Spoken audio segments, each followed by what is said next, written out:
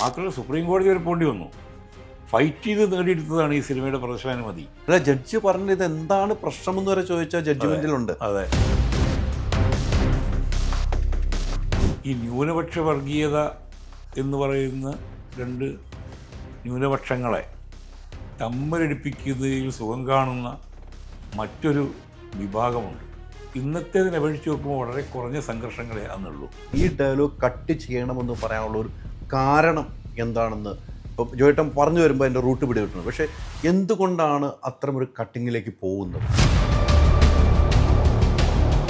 കോടതി പോകുന്നു, മേൽക്കോടതി പോകുന്നു, ഹൈക്കോടതി പോകുന്നു, സുപ്രീം കോടതി വരെ പോകുന്നു. ഒരാൾ ജീവിതം മടുക്കാതെ മതി. ഹൈദരലി ഇത് തീരുമാനിക്കുന്നത് ഞാൻ പറഞ്ഞ യാതൊരു സെൻസിബിലിറ്റി ഇല്ലാത്ത എ ഗ്രൂപ്പ് ഓഫ് പീപ്പിൾ.